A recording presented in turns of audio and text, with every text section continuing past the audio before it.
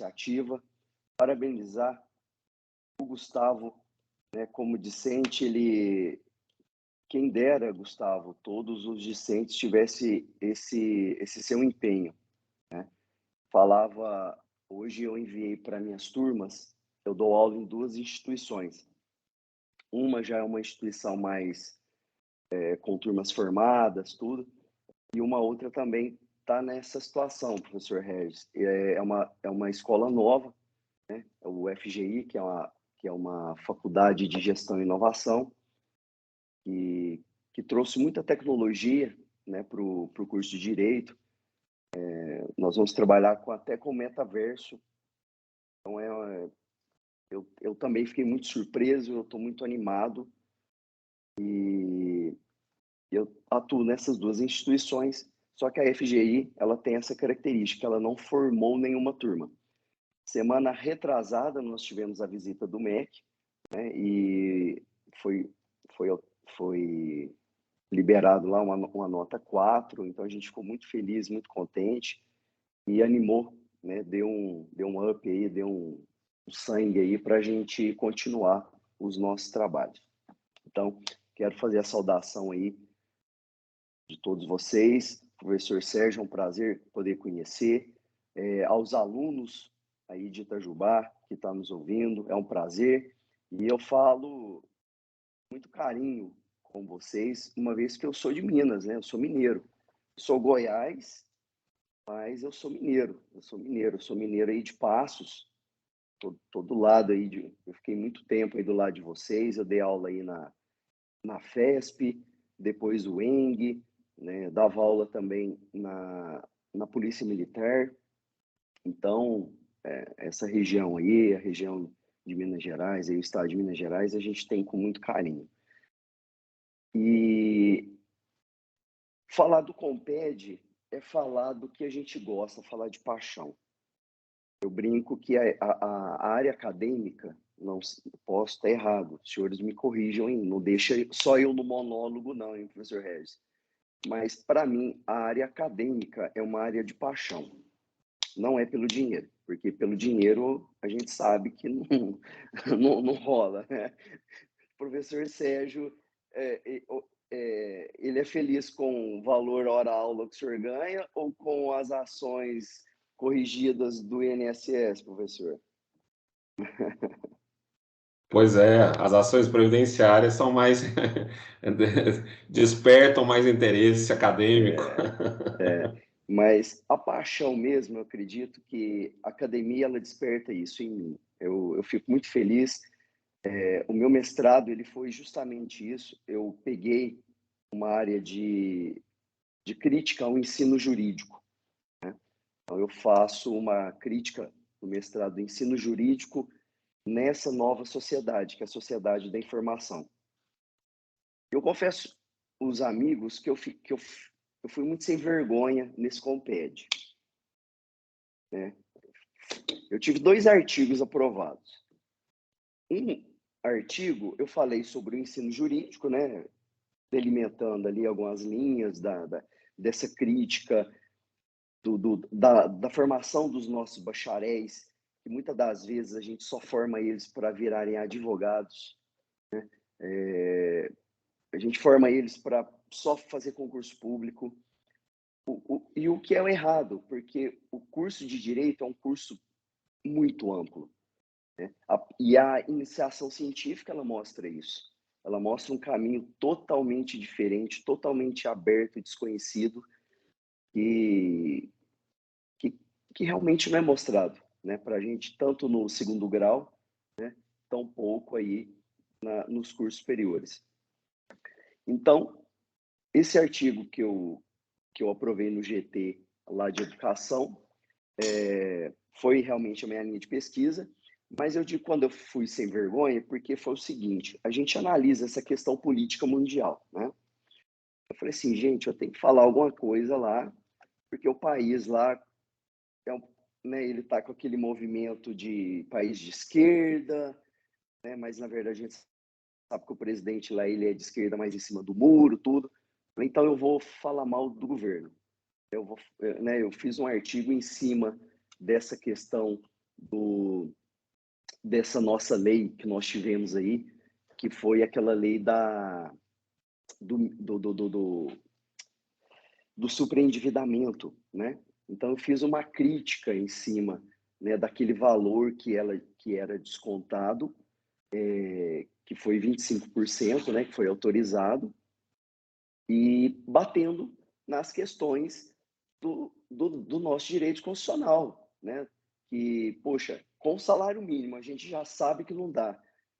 Imagina se você autorizar um desconto de 25% em cima do salário mínimo aí de um cidadão que está super endividado. Então, mais uma vez, a gente passa a bola para o judiciário. Então, acredito que Montesquieu deve estar se revirando no caixão quando da tripartição dos poderes, né? Dessa harmonia. Porque tudo a gente... Né, é um movimento tão grande criticando o Poder Judiciário, mas nós somos culpados. Porque nós estamos jogando tudo na mão do Judiciário, para o Judiciário resolver. Sendo que nós temos outras formas de trabalhar, outra linha de trabalhar, como cidadãos, né? Como profissionais, e é uma preocupação muito grande, né, em relação ao ensino jurídico. Aí eu já volto para o outro artigo. Por quê? Porque essa geração, né, que nós somos docentes, para eles, né, para os discentes, é essa geração que vai ter a oportunidade de mudar o sistema. Porque o sistema está falido, o sistema está todo errado. Se não forem eles que fizerem essa reforma, essa reestruturação, eu acho que o sistema vai travar. Porque já está muito difícil, né? Já está muito difícil. A advocacia está muito difícil nessa questão. Está sendo tudo muito robotizado. O judiciário ele está sendo muito politizado, né? O que é muito estranho. Né? E quando a gente fala dessas críticas que a gente faz, é justamente por quê?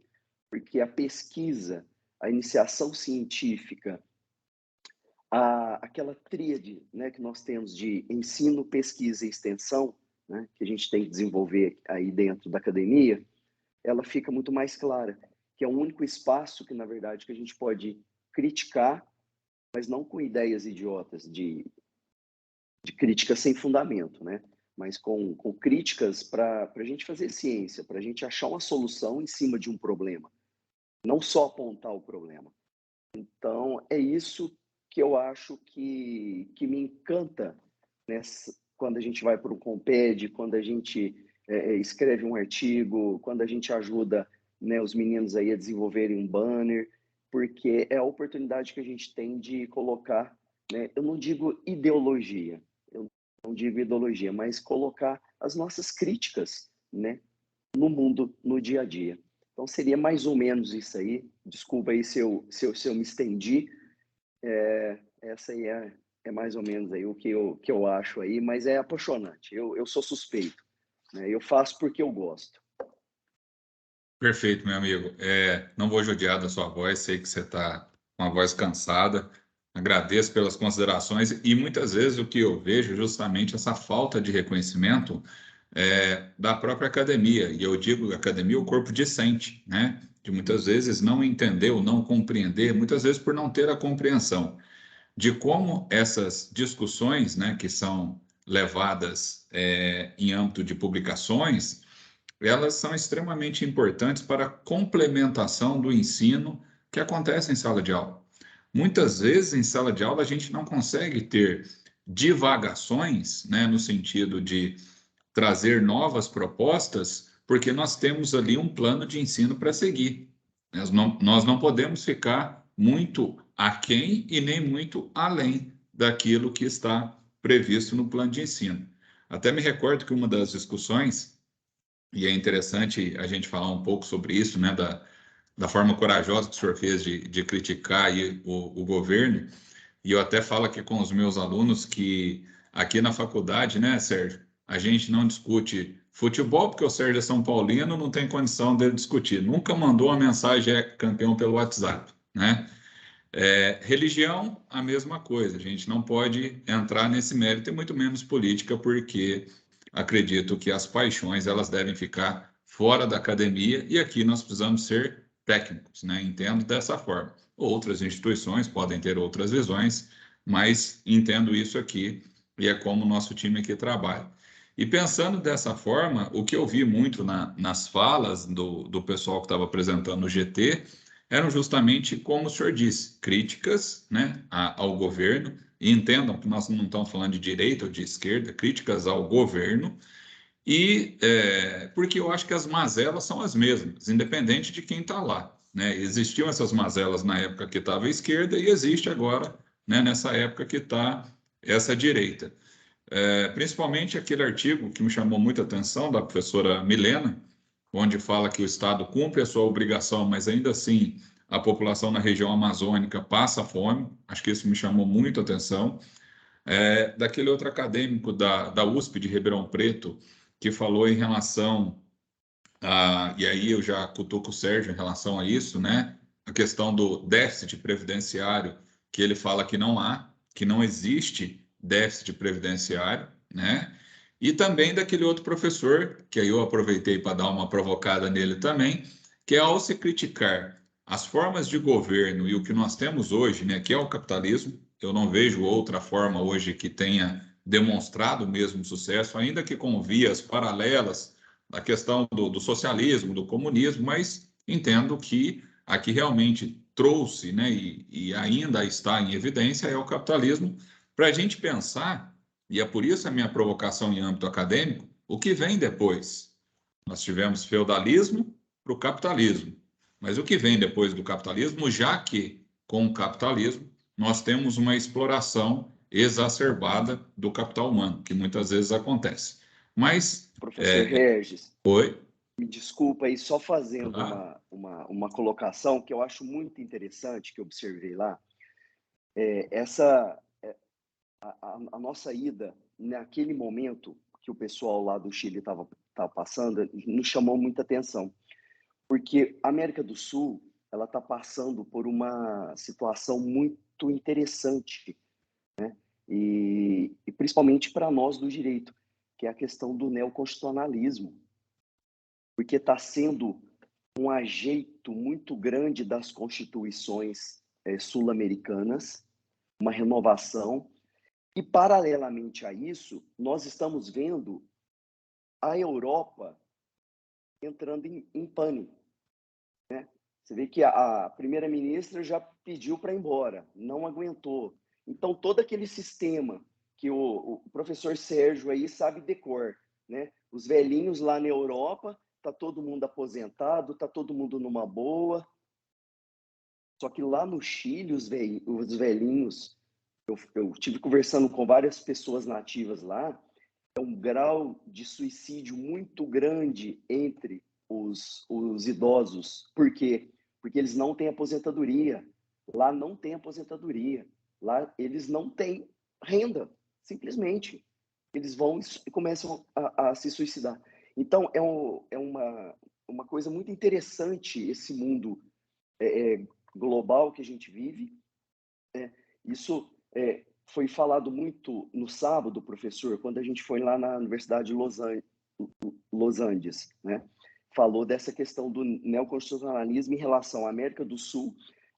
E por quê? Porque são governos socialistas que estão trazendo da Europa uma questão cooperativista, que é muito boa. Não é? O exemplo é o estado do Paraná.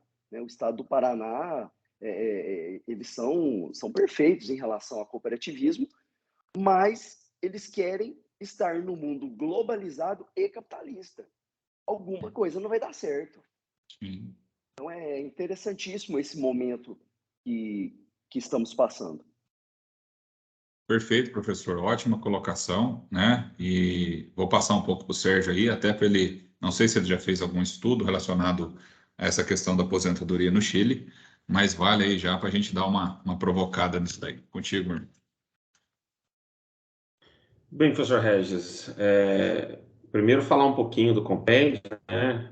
Eu também não tive a oportunidade de ir in loco em algum Comped, de fazer a defesa in loco, mas essa edição foi a terceira edição que eu tive um artigo submetido e aprovado, né? Depois acho que a gente vai falar um pouquinho dos nossos artigos, né, Regis?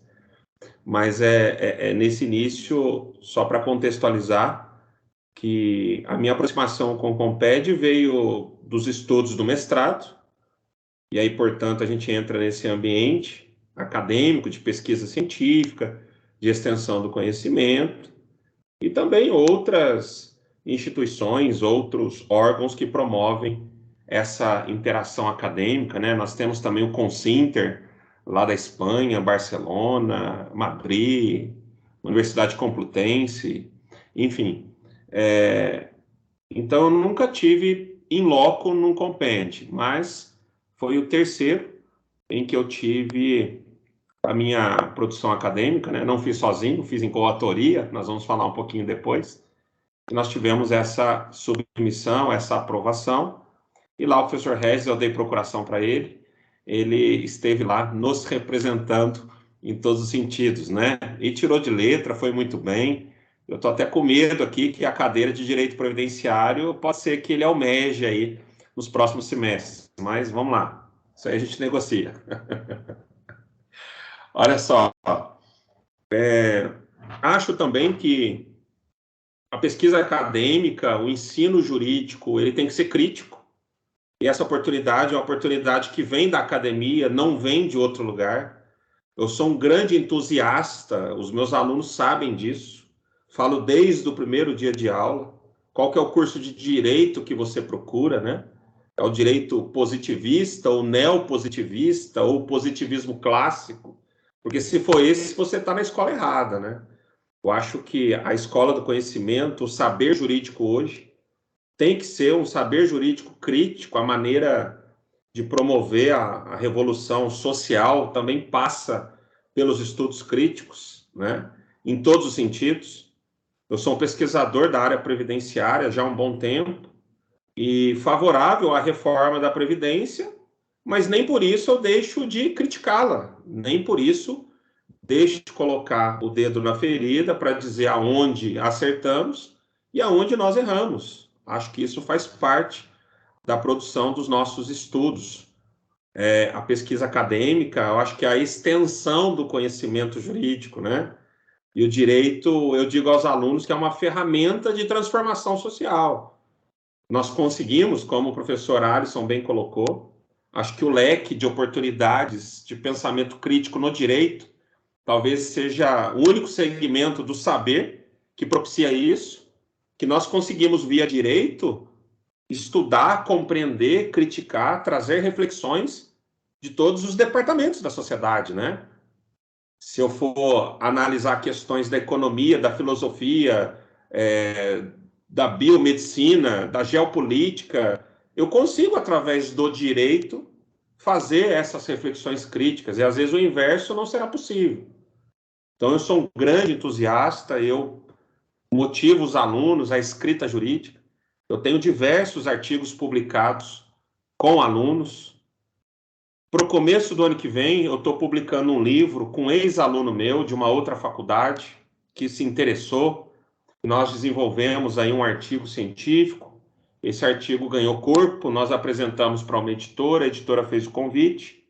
O livro já está com a editora em processo de diagramação. Então, provavelmente, entre janeiro e fevereiro, eu vou publicar mais um livro e, para minha surpresa, com um ex-aluno, que isso também me tornou, me deixou super feliz, né? Me deixou honrado por ter essa parceria de pesquisa acadêmica. Eu acho bem legal, acho bem legal. Encontrei esse universo a partir dos estudos do mestrado, apesar de antes do mestrado ter feito 2 especializações lato sensu. Às vezes a especialização lato sensu ela teve uma visão engessada para a advocacia, para a profissão. Mas foi no mestrado que eu encontrei esse universo da pesquisa, da escrita, da literatura, né? Consegui aí publicar alguns livros, tem outros a caminhos, e como o professor Alisson bem disse, às vezes, da pesquisa acadêmica, a gente financeiramente não vai sobreviver. E mesmo sendo escritor também, né, muita gente acha, nossa, ele tem bastante livro e tal, mas a realidade financeira do retorno do livro, ela é boa para a editora, né? Tanto que você cede todos os direitos de gestão da sua obra, e o que você recebe de direito autoral é pífio, é um valor super ínfimo do preço de capa, em uma pequena porcentagem. Então você ganha, tem um retorno bom, se o livro tem uma recepção muito boa do mercado, e você tem uma venda em quantidade gigante, e aí talvez, no quantitativo, você consegue ter um retorno financeiro. Mas também nunca pensei desse lado, né? Nunca pensei, talvez, migrar para a área da pesquisa olhando pelos louros do dinheiro. Acho que talvez isso seria uma grande barreira. Por isso advogamos, né? E vivemos da advocacia. O que também é bom, porque das experiências da advocacia, encontramos também gargalos para a pesquisa, né? Eu sempre digo aos alunos que, sem criticar outros docentes, que são juízes, delegados, promotores, enfim. Mas acho eu, e falo isso para eles, aquele professor que vem da militância da advocacia, de todos os sentidos, talvez ele traga uma outra visão, uma outra visão de mundo para a academia, né? Para a academia, que talvez outras carreiras não tenham essa possibilidade. Enfim. Voltando agora, né, para a questão previdenciária, professor Alisson, o modelo chileno é um modelo muito triste, é um modelo, talvez, parâmetro mundial negativo para o sistema de capitalização. É o modelo chileno, né? Porque nos países que adotaram o constitucionalismo do bem-estar, como o nosso e vários outros do Ocidente, nós usamos o modelo de repartição simples, sobretudo pelo princípio da solidariedade, certo? De todos os personagens de uma cadeia produtiva contribuírem para um sistema único de previdência, para que esse sistema, para que esse fundo possa tutelar toda a sociedade. É a solidariedade constitucional. É o modelo europeu, é o modelo dos Estados Unidos, é o modelo da França, é o modelo nosso, enfim. Mas, curiosamente, esse modelo chileno, que é o modelo de capitalização, e diga-se de passagem, né, o modelo que vem resquícios da ditadura de Augusto Pinochet, enfim, e é um modelo de afastamento do Estado na questão previdenciária, afastamento total do Estado. Meu amigo, se você quiser essa proteção, essa aposentadoria, esse benefício, é você e você. Eu não tenho o que temos no Brasil da cota patronal, da cota da sociedade, da contribuição dos inativos, de uma fonte rica de receitas previdenciárias para manter o sistema. No Chile nós não temos, e o que o professor Alisson bem colocou é uma grande realidade. O índice de suicídios da população idosa no Chile não é pequena, não, é gigante. É gigante. Porque chegam no momento em que ele não tem a força óbvia, motriz, de estar no mercado do trabalho, muitos desamparados pela família, muitos desempregados por uma moeda fraca, por uma economia fraca, e vivem à mercê da sua própria sorte. E isso é estatístico. Há estudos assustadores de abandono completo, mas por conta de uma política de proteção previdenciária equivocada lá no passado, em que esses mesmos idosos talvez foram os maiores incentivadores, apoiaram e agora estão colhendo os frutos de um processo que não deu certo. Por isso que às vezes essa ideia de Estado mínimo, Estado liberal, nós temos talvez entrar num outro debate, né? Em que cenários eu tenho que defender esse Estado mínimo? Porque há cenários cruciais que biotipo do nosso sistema, isso não dá certo. A prova maior é a prova do Chile. Professor, vamos lá. Professor Sérgio, é só fazer um bate-bola, porque senão não dou conta. A gente fala tanta coisa legal e eu fico, né, a cabeça não para. eu sou muito tiozão nesses lugares, sabe? Eu tenho que fazer o meu turismo, tenho que ir nos lugares. Aí eu cheguei em frente ao Congresso Nacional, lá eu quase emocionei, eu quase chorei. Foi aqui que o Pinochet mandou a galera embora. Então, historicamente, isso é muito forte, né? E é muito recente, né? E um detalhe que eu achei interessantíssimo. Essa previdência privada, ela é gerida por quem? Os bancos. Então, tem um banco lá, que tem aqui também, que é um do foguinho, né? O símbolo dele é um foguinho. Vocês acreditam que o banco ele está lá no meio da parte histórica ali, cultural, de frente à Bolsa de Valores ali de Santiago, tudo, mandou fechar uma rua, essa rua central, e pintou tudo, fez uma coisa de arte ali, é como se fosse dele aquela região.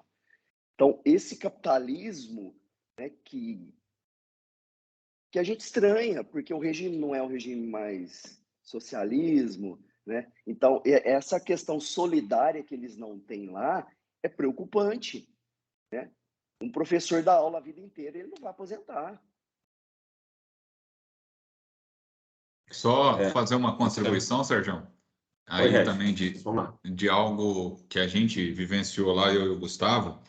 No primeiro dia lá, um dos primeiros perrengues, a gente conseguiu uma alma gentil, o senhor Patrício, né, um taxista que levou a gente não tinha peso chileno, o cara levou para a gente pagar em dólar, mas assim, vai muito de acordo com o que o Alisson está falando, porque era uma pessoa das camadas mais baixas da sociedade, e ele falando isso sem nenhum tipo de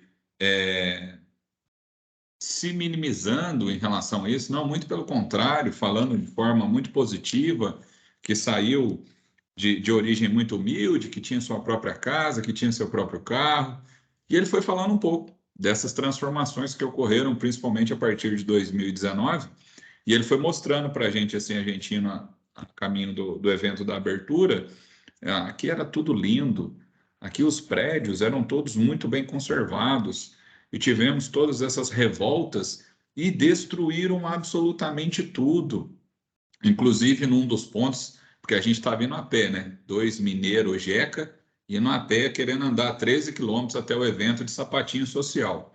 Mas, enfim, ele falou, se a gente estivesse passando por ali, seria um risco muito grande, né? Porque tinham ali ainda pessoas assentadas, pessoas que estavam morando ali e que são, infelizmente, aquela parcela da população mais marginalizada e que, eventualmente, como, né, alguns acabam disseminando aí, né, pequenos furtos não fariam aí muita diferença na vida das pessoas, mas acaba se correndo um certo risco.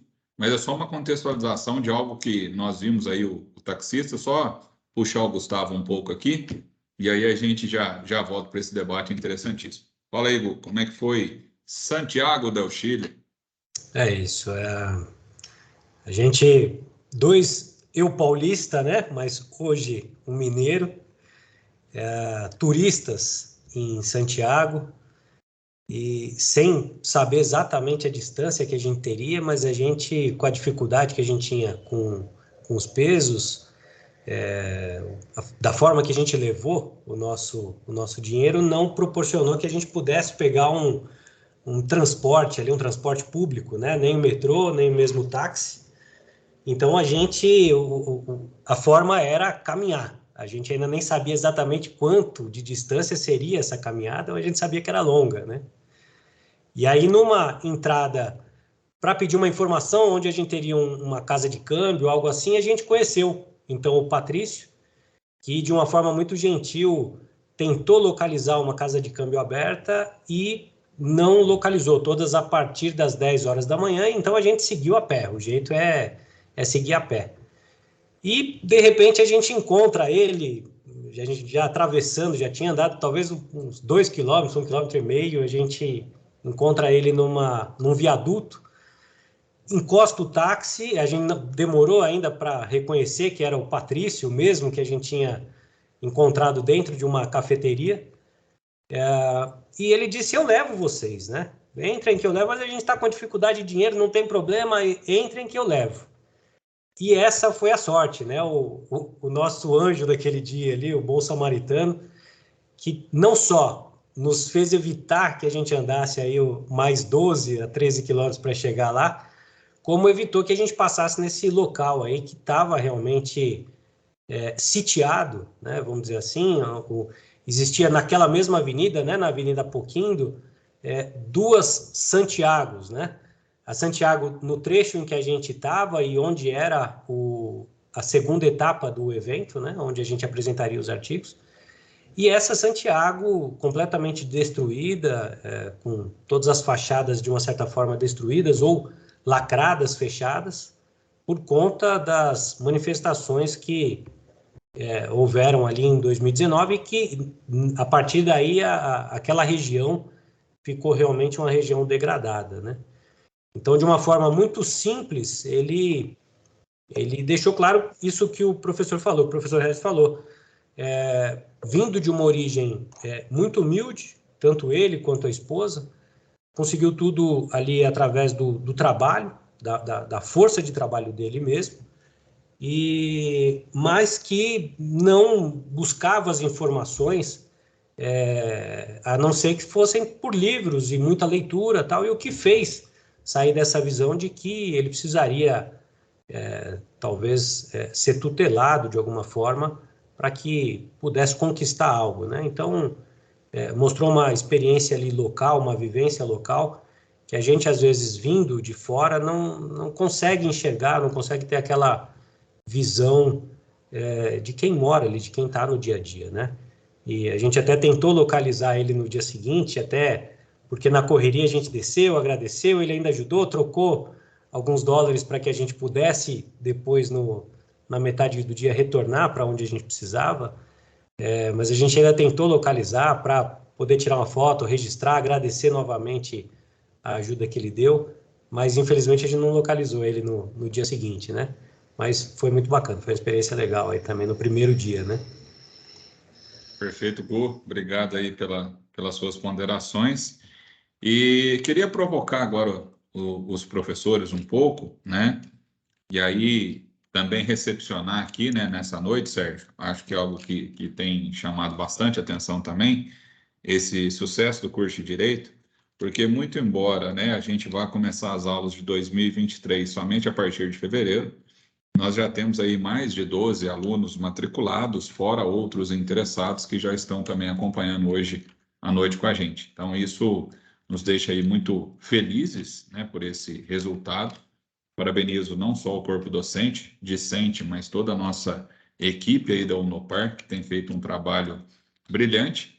E até para a gente deixar isso de uma linguagem, né, bem mais de forma clara, até para esses nossos calouros, é importante a gente tentar demonstrar para eles, Sérgio, e aí eu vou te provocar primeiro e depois eu levo para o Alisson, como que mesmo no início da faculdade, eles são capazes, né, de produzirem artigos, de ajudarem os professores a produzirem artigos. Eu acho que tem algo que nós três ainda não falamos, nós professores. Como escrever artigos auxilia não só na produção de peças, que é o que eles mais vão ter que fazer ao longo da vida deles, mas também em relação às próprias provas, que tem muitas questões dissertativas. Como é que você vê isso daí, Sérgio? Muito bom, professor Regis. Desde já, parabéns também ao curso por estar colhendo esses louros, esses frutos, sobre a sua gestão, sobre todo o trabalho da equipe como um todo.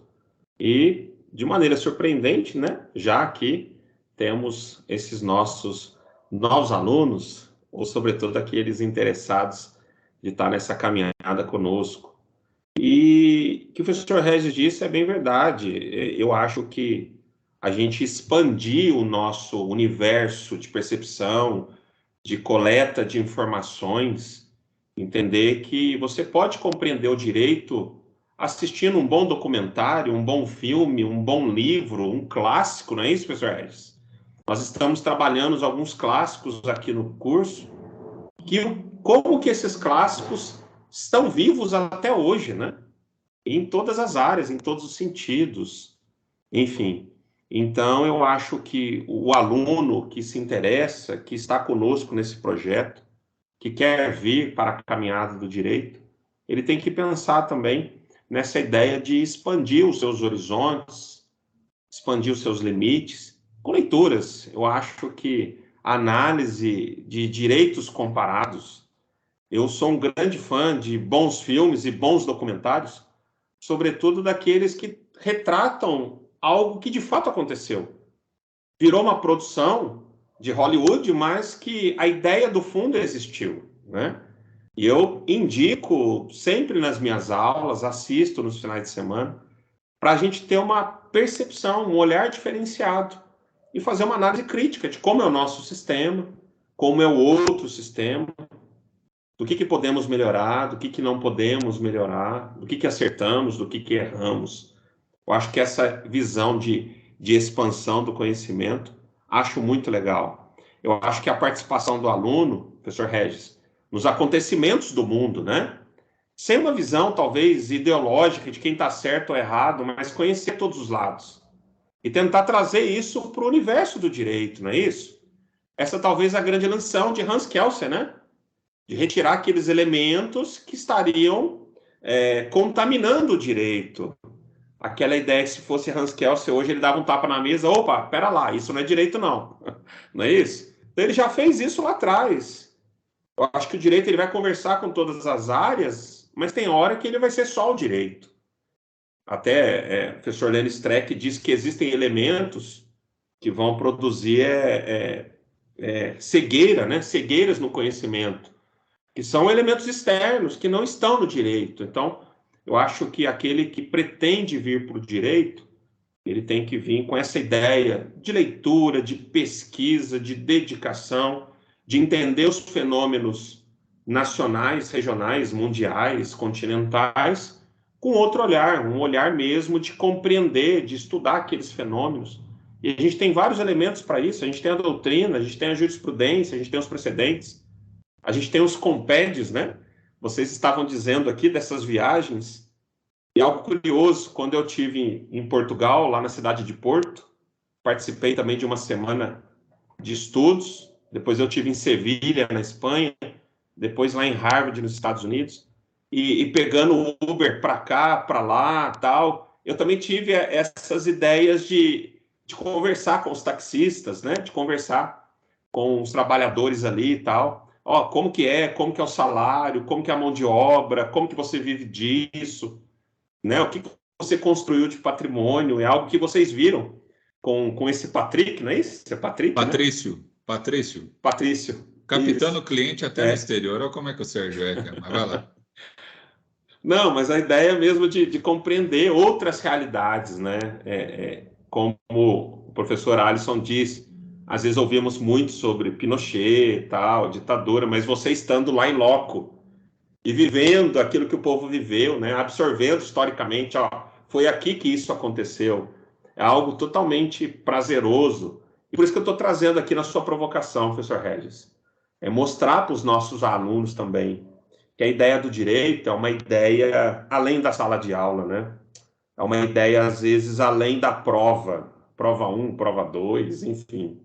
É uma ideia muito maior, uma ideia de ampliar a nossa concepção enquanto pessoas, e tentarmos contribuir, de uma certa forma, para melhorias enquanto cidadãos, não é isso? Eu acho que o direito tem muito a contribuir. O curso de direito propicia uma visão muito maior de compreensão dos fenômenos sociais. Até na sua fala inicial, professor Regis, achei muito curioso sobre qual o momento que estamos vivendo, né? Qual o capitalismo? É o capitalismo do bem-estar social? Acredito que não mais. É o capitalismo da pós-modernidade? Quem sabe? É o capitalismo da pós-humanidade? Talvez, né? Então, talvez estamos no momento de transição. Temos aí essa ideia da pejotização do trabalhador, essa ideia da substituição da mão de obra, né? Dos meios digitais, enfim, da era da informação, do monopólio cada vez mais da informação para grandes centros, né? As mídias sociais, a falta de controle, enfim. Então, talvez a ideia da humanidade em si, a gente está passando por um momento de transição, né? E esses momentos de pesquisa, de estudos, são momentos que a gente pode fazer essas reflexões. Se a gente está mudando o nosso modelo de vida, de acordo com o direito, e para qual modelo, se estamos no caminho certo, se não estamos, né? E já colocar uma pimenta aqui nas nossas discussões.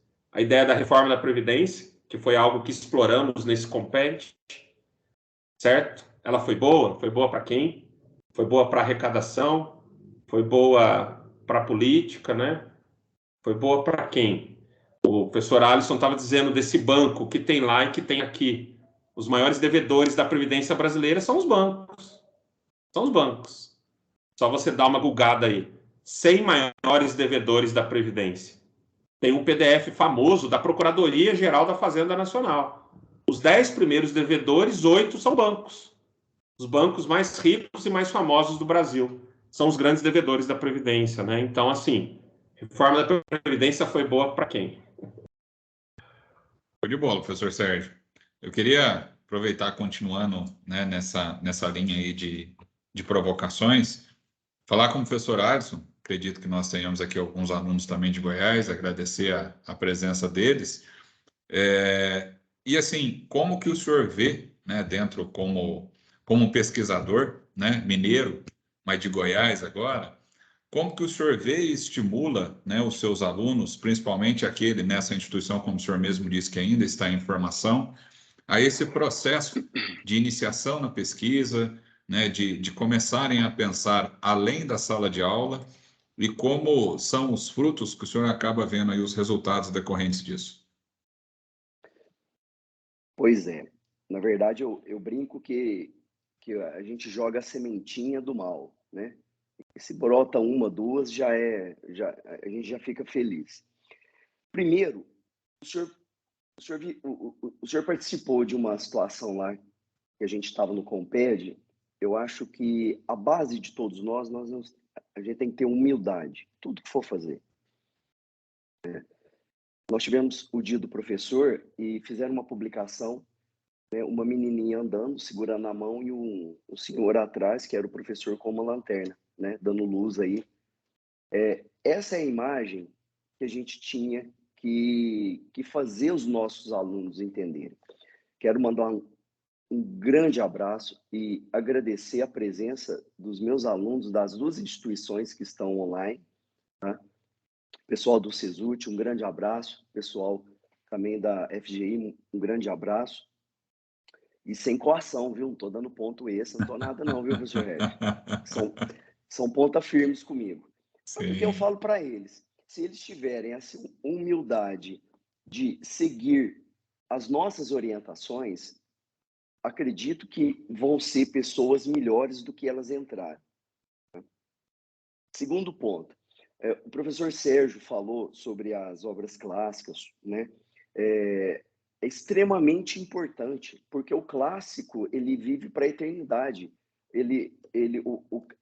O que é interessante do clássico, ele é isso, né? Ele é um livro de 1800, 1500, mas ele sempre é atual. Semana que vem a gente inicia aqui no CESUT a nossa segunda amostra de iniciação científica, e os meus alunos, eu trabalhei só com obras clássicas. Os pôsteres dos meus alunos exclusivamente em cima de obras clássicas. Por quê? Porque eu falo para eles, o momento para eles conhecerem essas obras é agora. Não vai achando que vai formar, vai ir para a carreira, que ele vai sentar um dia, um sábado, uma sexta-feira à noite para ler dos delitos e das penas, por mera vontade. Isso não acontece. Isso não acontece. Só que aí eles querem matar a gente, né? Poxa, professor, mas o que é isso? Porque nós estamos vivendo naquele mundo da geração Z, que é um mundo de tela, que é muito complicado a leitura em livros, né? O pessoal lá da FGI, eu venho puxando a orelha, por quê? Porque tem que ler, não adianta, né? Se você não lê, você não tem um raciocínio crítico. Se você não lê, você não tem aquela outra visão do mundo. Você só vai ficar no achismo. Aquela pessoa que não tem uma bagagem cultural, uma leitura, ela sempre vai falar, eu acho isso, eu acho isso, eu acho. Não, né? Uma pessoa que já tem uma bagagem formada, ela tem uma sustentação, ela tem uma fala mais assertiva, né? Ela analisa, né, esses fenômenos que a gente vê no dia a dia, que eu passo isso para eles. O que a gente vai fazer na iniciação científica, o que é? O que vocês vão fazer quando profissionais. Só que como profissionais, não contem comigo, que eu não estou lá. E muitas das vezes eu vou estar contra vocês. Então é um mundo lá fora muito solitário. O mundo acadêmico é um mundo interessante, que é onde a gente pode errar, bater cabeça, tentar uma, tentar duas, tentar três, até, né, ter o êxito aí. Então, esses clássicos eu acho que é uma importância muito grande para a formação, né? Só que tem um outro lado também, com esse dinamismo aí dessa geração Z.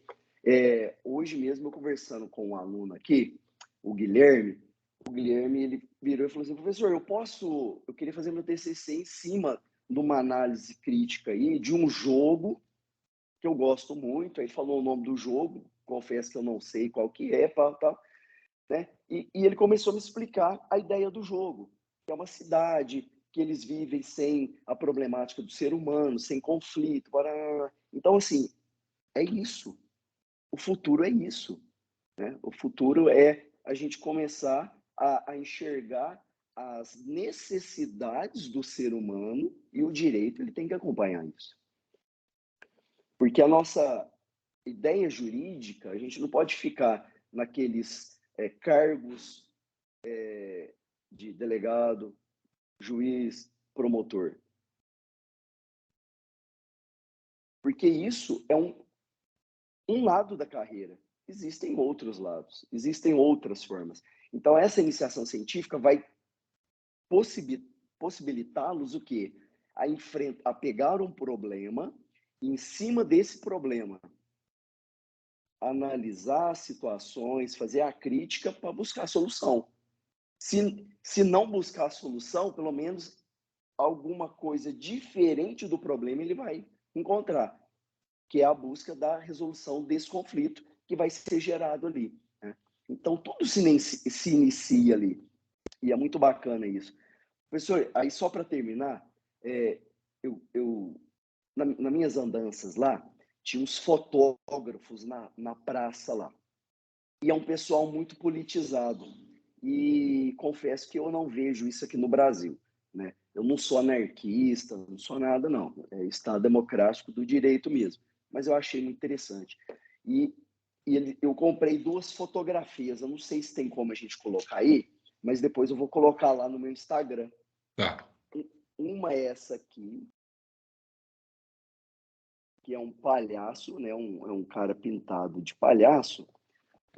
E ele fala isso aqui: somos la falta de alegria que nos desejo sua codícia, né? Então, a tradução disso aí, mais ou menos, é o quê? Somos a falta de alegria que sua ganância nos deixou, né? Então, Alisson, acho que fechou sua câmera, querido. Voltou agora. Voltou. Pode ir. Voltou. Então eu achei muito interessante essa forma de expressão deles, né? Essa coisa politizada, que é O o que olhar falta. político, né? O O olhar olhar político. político. E não é de esquerda e de direita. Não é isso. Aqui não é um, não é outro. Aqui é uma visão crítica de tudo que a gente for enfrentar na vida, né? Porque nós somos cabeças pensantes. Nós somos Exatamente. seres humanos, né? E é mais ou menos isso aí. E eu quero mandar um abraço para os seus alunos, que é muito importante esse espaço que nós estamos fazendo fora de sala de aula. Só faltou a gente um salgadinho e um guaraná aí pra gente, para ficar melhor. Ah, que isso, nós vamos ter essa oportunidade. Assim, e eu acho que, falando um pouco sobre dinâmica agora, eu vejo que o Comped, além de todas essas benesses que a gente fala, de conhecer outros lugares, outras culturas, de falarmos sobre questões que eventualmente em sala de aula a gente não teria tempo para poder abordar, ainda possibilita essa felicidade de conhecer profissionais como o Dr. Alisson, como a doutora Melina, como tantos outros professores que eu vi e fiquei assim admirado de ver o seguinte: muito embora alguns na sua fala o tom ele seja enviesado, o que me importa como constitucionalista, e é isso que eu sou, constitucionalista. Eu tenho que analisar aquilo que um determinado governo de direita traz que é bom, e eu tenho que analisar aquilo que um governo de esquerda traz que é bom. Eu não tenho que ficar vinculado a figuras. Elas passam. O que importa é o que está na nossa Constituição e como nós vamos conseguir efetivar aquilo que está na nossa Constituição. Mas eu acredito que essa questão, professor, muitas vezes a gente não consegue trazer para a nossa realidade, justamente porque nós vivemos essa polarização. Então, vamos imaginar que nesse debate, o senhor estivesse aqui defendendo as pautas de esquerda e eu defendendo as pautas de direita. Eu não estou aqui para convencer o senhor e nem o senhor para me convencer. Na verdade, nós estamos aqui para debater ideias. E, eventualmente, pode ser que, ao decorrer da sua fala, o senhor me convença de algumas coisas que podem ser positivas, assim como eu também possa convencê-lo de algumas coisas que sejam positivas. Não que seja para já ficar registrado, nós não estamos falando aqui de nenhum lado nem de outro, mas é só para a gente poder exemplificar. Mas, como eu disse, eu queria mudar um pouco e falar um pouco sobre dinâmica e vou voltar para o Gustavo para poder falar isso.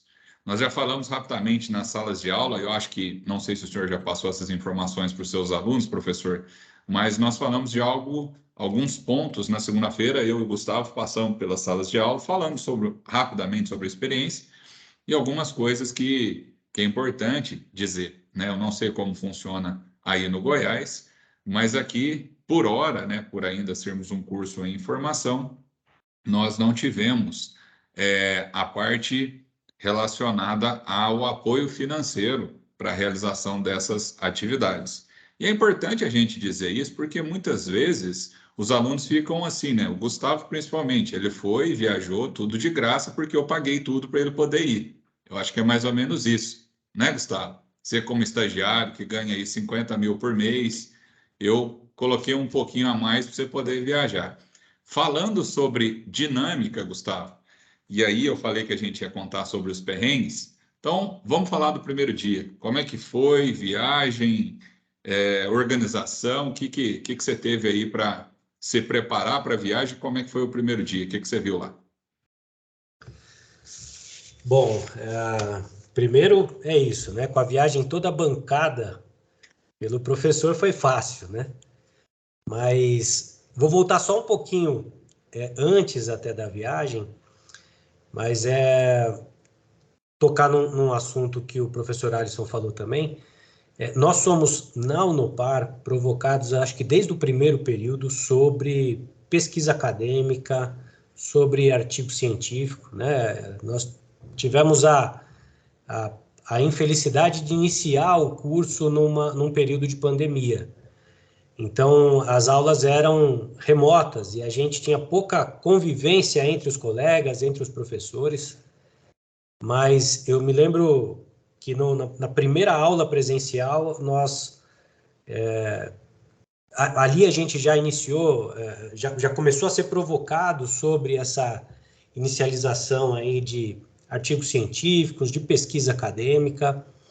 Confesso que eu, até então, mesmo que naquele momento, porque eu sou, acho que, movido a desafios também, o professor Regis sabe que não tem nenhum que eu não aceite, às vezes tremo um pouco, às vezes balanço no momento de apresentar ou de entregar esse desafio que eu aceitei, mas na hora que é proposto o desafio, eu não penso duas vezes, eu aceito mesmo.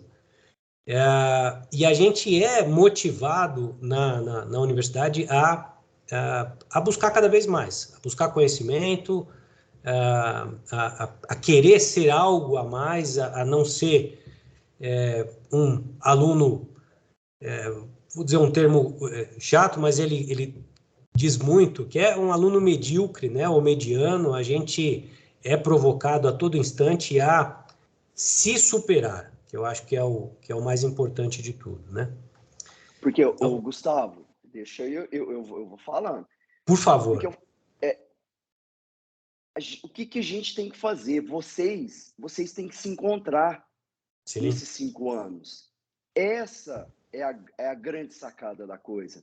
Primeiro dia de aula eu pergunto, o que você quer ser quando crescer? Fulano, eu quero ser juiz, quero ser promotor, eu quero ser advogado, eu quero ser polícia, tal. Aí vai na turma do não sei. Entendeu? A gente tem que se encontrar. A Sim. partir do momento que você vai vivendo todas essas experiências acadêmicas, você se encontrou, cara, acabou. Porque aí você vai trabalhar e o dinheiro que você for ganhar, você nem vai preocupar com isso. Isso é consequência. Mas não pode falar palavrão, né? Mas aquela pegada, aquela paixão naquele negócio, é muito bom você fazer aquilo. Você levantar todo dia para fazer uma coisa legal na sua vida é muito bom.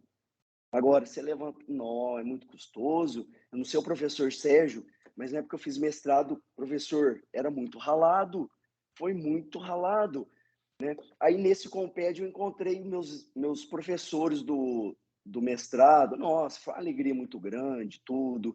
Então, esse momento de sala de aula é um momento importantíssimo. É um momento de vocês se encontrarem.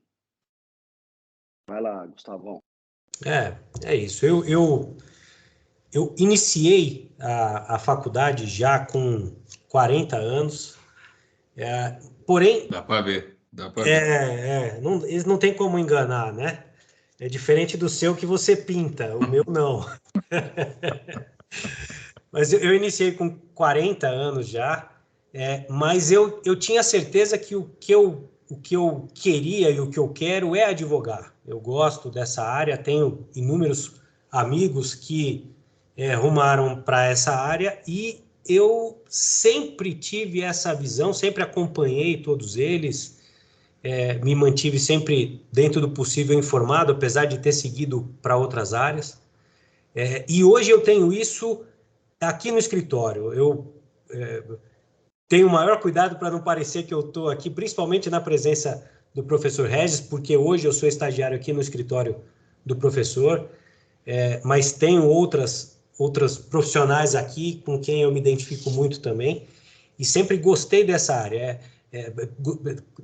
da questão de advogar, né? Às vezes a gente sai daqui cansado e em outras situações, ou pessoas que não gostariam de estar nessa área, sairiam dizendo, nossa, amanhã novamente eu tenho que ir lá, ou espero que essa semana que vem tenha um feriado, ou algo assim, cadê a sexta-feira? E eu não, eu tenho, por mais cansado que eu saia, eu lembro que no dia seguinte tem mais, graças a Deus no dia seguinte tem mais. Então isso é muito bacana, mas eu não queria me estender muito nisso. Vou chegar na parte que o professor falou, que foi a questão da preparação e o primeiro dia do evento, né? Lu, só volta um pouquinho antes, porque você confirmou algo que não existe. Como é que foi em relação, quando eu te falei sobre Perdão, perfeito. a questão do edital, a questão de custos, a gente eu, foi eu, na brincadeira, eu mas fiz fala uma sério. brincadeira, mas depois não falei a realidade, né? Então, vou completar e chego nessa parte, professor. Claro. A gente, desde o primeiro período, é provocado a isso. Eu, naquele primeiro período, já disse que tinha interesse, mas ainda sem ter noção nenhuma do que isso significava, né? E aí, de lá para cá, as provocações continuam, e aí quem tem interesse e tal, e a gente, no primeiro momento, enxerga como, não, eu não sou capaz, não é para mim, não consigo escrever algo assim. Imagina, não, a gente conversa no WhatsApp de maneira informal, como colocar isso de uma forma mais técnica, no papel, não é para mim. E aí as coisas vieram falando, o professor já citou de outros encontros, e nós perdemos, inclusive, um prazo aí para apresentar no anterior, não foi isso? Goiás. Era para Em Goiás mesmo, não me lembrava onde era. E aí a gente já vem falando sobre o artigo já há um certo tempo. E aí, quando saiu o edital, o professor Regis falou, olha, é a hora, nós temos aí um prazo para me fugiu o nome da palavra. Desenvolver o artigo. Não é só desenvolver, para apresentar tem uma palavra. Depositar, alguma coisa que você Não, está falando? eu já chego nisso aí. Mas, submeter. Obrigado, professor. Boa. Então, a gente tinha um prazo e a gente correu aí contra o tempo para conseguir finalizar. E não tinha noção do custo que isso me traria, sem dúvida nenhuma. Não só de tempo, mas principalmente o custo. As empresas aéreas foram safadas, viu? Desculpa a expressão aí. Eu tinha feito o orçamento, estava com preço bom. Na semana que liberaram os artigos, porque você não pode comprar sem ser aceito. Exatamente. Né? Não faz sentido, né, Sérgio? Né? Não tem jeito. Cara, você acredita que quase dobrou o preço numa companhia e é a gente que banca. Você está achando que, né, a instituição chegou, parabéns, professor. Quem dera. Vai querer o quê de janta? Né? Não, meu amigo. E aqui em casa foram 4. E 4 queria ver a neve, entendeu? Então, não é fácil não, meu amigo. Não é fácil não. Exatamente. E aí eu agradeço vocês, porque minha esposa está assistindo também, minhas filhas provavelmente em casa, e na próxima é bem provável que elas me cobrem, que eu leve a turma toda, né? E lá nós somos eu e mais 3, então já vi como é que vai ficar o próximo, né? Mas então, desde o início, a gente começou a sondar valores e tal, a gente também passou por isso, né? No momento de fechar, o preço era outro, obviamente mais alto do que a gente fez a pesquisa no início. Nós queríamos, inclusive, passar um dia a mais para conseguir aproveitar um pouquinho mais, mas isso realmente dobraria o valor da passagem. Então, a gente falou, olha, o foco é a apresentação, é a defesa do artigo lá, vamos focar nisso aí e deixa para uma próxima aí uma visita um pouco maior em alguns pontos aí que a gente queria. Mas não tinha noção do custo que isso representaria, mas o que eu tinha certeza é que isso era uma realização pessoal e, independente do custo, eu precisaria estar nessa aí, não poderia deixar de perder, não só de participar desse artigo, desse primeiro artigo, mas principalmente de estar em loco para poder defender. Essa seria uma experiência que eu não me furtaria, não deixaria de participar. Agora, não conto todas as cifras, o professor Regis chegou a comentar algo, mas foi um pouquinho pesado aí, mas já estamos falando de um outro artigo em breve aí, eu tenho um outro, que esse é um que eu vou provocar o professor para participar comigo, que é um pouco da área que eu atuo aí, de administração de residenciais e tal, e sobre obrigações próprio terreno, mas aí é outra questão. Mas foi muito bacana. O primeiro dia foi suado, a gente chegou, então a viagem foi de muita caminhada, poucas horas de sono, muitas risadas, muito aprendizado e já estamos preparando o próximo, isso sim. Show de bola. As dificuldades encontradas, vou só complementar a fala do Lu aí. Primeiro, que nós deixamos para comprar também os dólares muito em cima da hora, não tivemos informações de que, até mesmo conversando com empresas, né, como a CVC, tenho amigos na CVC, de moeda se levar, ninguém me falou que eu ia precisar ter o bendito do peso chileno, que com o dólar eu ia me virar tranquilamente. Perrengue danado. Primeiro que para comprar dólar... Professor Regis, na minha vez eu vou contar que eu dei um tumé lá no cara do Uber, mas a minha vez, a hora que chegar a minha vez. Já vou te passar então, porque eu tenho um negócio desse também e eu vou te contar de um dos dias aí. E aí, o que aconteceu, gente? Nós projetamos levar aproximadamente $500, né? Então, o Gustavo ainda conseguiu uma ideia lá de ter um cartão onde a gente converteria em dólar e seria um cartão de débito. Ok, funcionou. E eu consegui $200. Chegamos, só falando a questão de trajeto, que eu acho que isso é importante. Então, a gente acorda no feriado, né? Dia 12, uma quarta-feira. Aqui em casa, a minha menina acorda cedo, 7 da manhã, ok. Meu, nós fomos dormir na terça-feira à noite, depois que jantou, terminaram os eventos, então quase 40 horas no ar. Saímos daqui de Itajubá por volta de 6 horas, assistimos o jogo da seleção no aeroporto, né? Ainda tivemos essa oportunidade, deu tempo de assistir o jogo do Corinthians lá.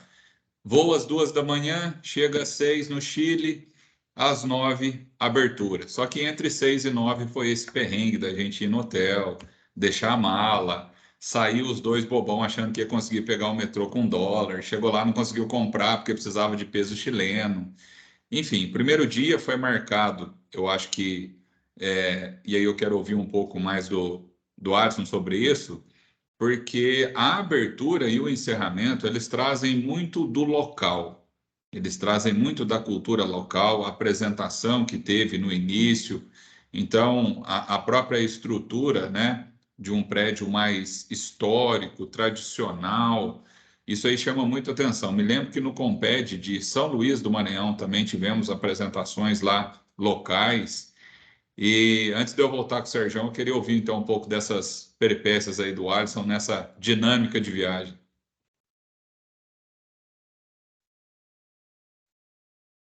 Na verdade, a esposa já ficou pesquisando, né? Que ela que cuida dessa.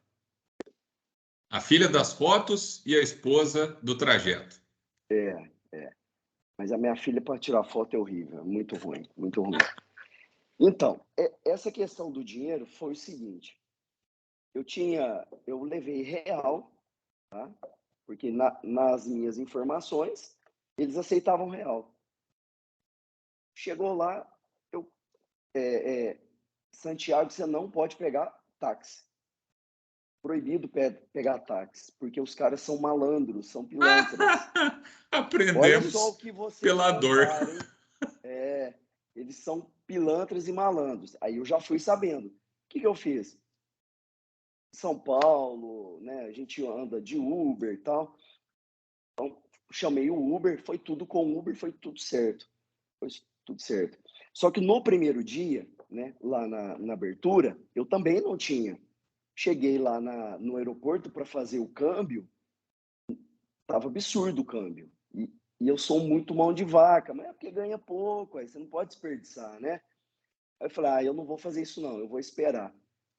E eu saí daqui antes do feriado, na noite antes do feriado, porque eu peguei o avião em Goiânia, 5 horas da manhã, para embarcar às 13 horas em Guarulhos, para chegar lá no final da tarde. Então, assim, é mais ou menos isso que vocês passaram, né? A gente não dorme, a gente não come, né? Beleza. Aí, chegou lá, eu não tinha dinheiro para o primeiro dia para o Uber. Fui conversando com o cara e tal, né? Aquela gentileza. Cadastrei o meu cartão. Consegui cadastrar lá o cartão no Uber lá. Eu falei assim, você não pode, eu não posso pagar no cartão. Ué, Ele falou, desculpa, mas vou ter que interromper você. Como é que você conseguiu o Uber se a gente não tinha número lá? Eu tentei, mas quem disse que abre o aplicativo? Então, aí tem uma manha, tá Aí, vendo? ó. Aí, ó. A minha operadora é a Claro. A Ah, Claro, ela tem um programa que chama Programa das Américas. ah. Então, você pode viajar para a América do Norte, tanto, né, para a América do Sul, que ela funciona com o número normal. Ah, você tá de sacanagem. Agora que eu descubro isso. Tanto que eu usei o Uber em fevereiro, eu fui para Nova York. Eu usei lá o Uber lá normal, tranquilo, com o telefone. Aí, ó. Mais Aí uma. na, Prendeu aí mais na uma. hora de pagar, falei, toma o real. Ele falou, oxe, eu não aceito o real. Ele, mas que isso, como não, tal. Aí ele falou, não, então eu vou aceitar. Eu falei, então faz o seguinte, a hora que você for fazer conversão, eu vou te pagar um pouco a mais em real, para ficar legal para você, pode ser? Ele, pode ser. Aí ele aceitou, né? Mas o Uber, paralelamente a isso, a minha esposa foi no shopping com o meu filho e comprou umas coisas lá e pegou um táxi. E ela sabia que não podia pegar táxi. Cara, 2 quadras do shopping do hotel. O cara deu um golpe nela lá no valor, ela pagou 28 mil pesos em 2 quadras. Ela tá chorando esses 28 mil pesos até hoje. E aí falando aí o que o senhor falou, professor, essa relação do local de abertura, que é um local histórico lá, né? Eu acredito que vocês devem ter passado a pé ali em frente à PUC também, né? Que é um prédio muito bonito, muito histórico ali. Mas aquele lá, ele tem, né, aquela situação do espírito ideológico do direito ali, né? Diferente lá do último dia. Nós fomos lá na Universidade de Los Andes, não sei se o professor Sérgio conhece alguma coisa, mas é coisa de cinema. É coisa de cinema. É bom levar família, mas não é bom não. Você está lá no Coped, você está adorando e está. Já acabou, já está chegando. Nós vamos perder o passeio, né? E essa universidade ela é fantástica, fantástica. Eu coloquei uns vídeos lá. Eu gostaria de passar um ano lá dentro, trancado, estudando. De tão bonito que é. No segundo dia, nós fizemos uma apresentação num local diferente, né? Que é um local mais bonito, né? Que é ao lado da escola militar lá de Santiago, né? Então, assim, a cidade, ela se divide muito, né? E fica... Ali estava parecendo Miami, né? A coisa bonita, aqueles prédios bonitos, porque os prédios são bonitos lá, né? Eu achei interessante, né? E agora, essa universidade que eu fui lá, eu falei assim, meu Deus. E uma coisa interessante, quem banca a universidade é o Opus Dei. Eu acho que o Opus Dei é uma mão da Igreja Católica, não sei. Mas é uma coisa de outro mundo. Uma coisa de outro mundo. Aí eu vou falar uma coisa para o professor Sérgio, que a diretora lá do curso de Direito falou, e quando ela falou que ia resolver o problema da pobreza dos chilenos, quando ela deu a solução, todos os professores olharam um para o outro assim.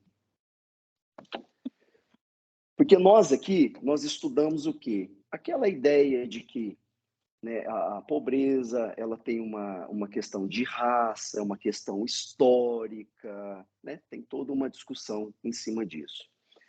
Lá o entendimento é o seguinte: pobre é pobre porque não tem dinheiro. É só a gente dar dinheiro que ele vai virar empresário e acabou a pobreza. Uhul! Falou isso, cara. Aí a gente olhou e falou, então tá fácil resolver a pobreza no mundo, né? Não é assim, não é assim. É muito além as coisas, né? Mas é isso aí. Eu fico muito feliz de estar com vocês. E o professor Sérgio, ele é muito certinho, ele não fala, ele espera a vez dele. Se solta Tem que mais, deixar mais dinâmico, né? se Tem que deixar mais solta dinâmico. mais aí, professor. Não, tava pensando aqui, ô Gustavo, o seu lance aí não foi patrocínio, não, foi patrocínio, hein? Um patrocínio desse, olha, vou te falar, hein? Só quem tem, hein, Gustavo? Ó. Olha, não foi fácil, não foi fácil. Assumir umas dívidas aí para frente, mas valeu a pena, valeu a pena. E foi o que eu falei, eu até falei para o Regis, né? Meu pai, ele trabalha numa companhia aérea, trabalhou a vida inteira. E pela companhia aérea, a gente tem alguns benefícios a utilizar quando faz algumas viagens. Porém, justamente para o Chile, não tem esse convênio, não tem nada. Então, nem isso eu não consegui dessa vez aí, mas fica para uma próxima. Eu falei, as próximas nós vamos ter que ver se a companhia que meu pai trabalha tem algum convênio, porque os próximos locais vão ter que estar vinculados a isso também. Ó, eu só vou dar um Mas, feedback aqui, professor Sérgio.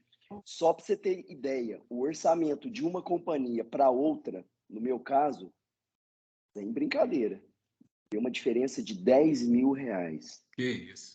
de uma companhia para outra.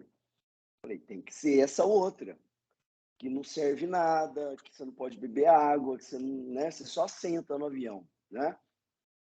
E umas moças muito loucas lá, blá, blá, blá, blá, blá, falando lá, você não entende nada, mas chegamos e voltamos, deu certo.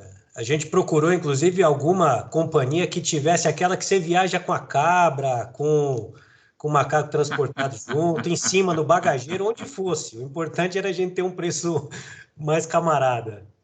Depois que a gente viu que é só 3.500 quilômetros daqui de Itajubá, né, Gu? Poderia ter ido de carro também, né? Falamos, quem sabe a próxima é de carro, Pois Vamos lá, Sérgio, contigo agora. E Mercosul não precisa de passaporte, não é isso? É mais fácil, né?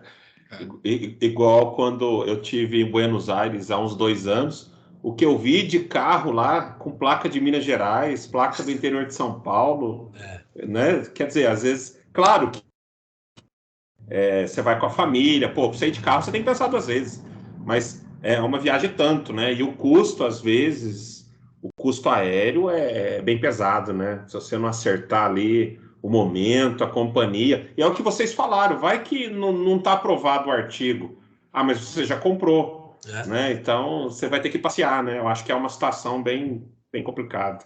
Eu tive um artigo publicado à época em Juazeiro do Norte. Era um evento que a Flávia Piovesan ia fazer lá. Eu falei, não, ela vai, eu vou, né? Vamos embora, vamos para Juazeiro. Quem disse que eu consegui ir para Juazeiro do Norte? Caiu a pandemia, não teve o evento. Eu, com tudo comprado, tive que remarcar avião, remarcar hotel, mas chegou um belo dia, peguei a minha esposa, passamos um final de semana em João Pessoa. Foi a única coisa que deu para fazer.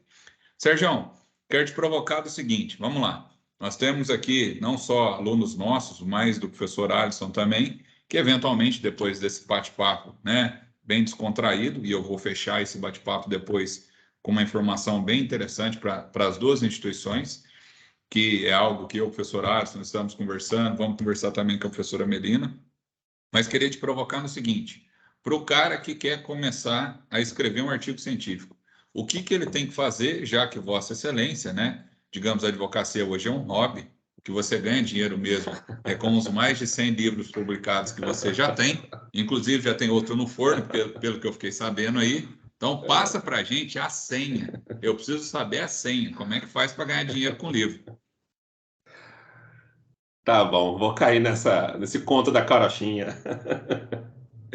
Aqui, vamos falar assim, mas antes só contar um episódio também que eu vivi numa viagem e, sobretudo, foi para Portugal, que é algo que me deixou assim bem curioso, né?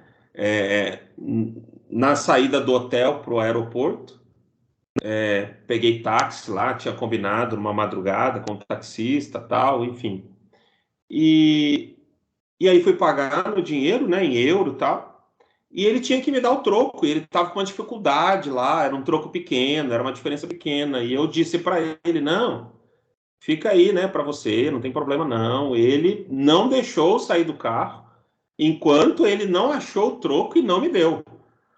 Aí eu pensei, puxa vida, né, no Brasil ao contrário, porque no Brasil, se falta um pouquinho para você pagar, tá bom, não precisa pagar não, né? Mas se você também pode perdoar, não, fica com você, fica de gratificação. Mas lá em Portugal eu percebi o contrário, né? Como que eles são metódicos nesse sentido. Não deixou eu sair do carro, enquanto não revirou as coisas ali e não me deu dinheiro. Aí depois eu fui conversar com um amigo lá de Portugal e ele me confidenciou. Ele falou assim, os brasileiros vêm aqui com umas manias do Brasil que não pega aqui não. Que não pega aqui não. Enfim. Mas olha só, professor Regis, eu costumo dizer aos alunos o seguinte, o que eu uso? Eu uso a figura do cone, né? A figura do cone. E divido o cone em 3 partes. A parte de cima é a área do direito, é a área geral, a área genérica. Direitos humanos, direito penal, direito previdenciário, direito constitucional. Então eu fecho a primeira parte do cone. Estou no direito previdenciário, encontrei a minha área. A parte do meio do cone, eu acho o tema, a temática, dentro dessa área que eu já me localizei. Então, dentro do direito previdenciário, qual o assunto, qual a pauta que vai ali, talvez, me dar um objeto de estudo, de pesquisa, que, como o professor Alisson aqui disse, né, vai me dar um t ao quadrado, né, vamos dizer assim. Olha só.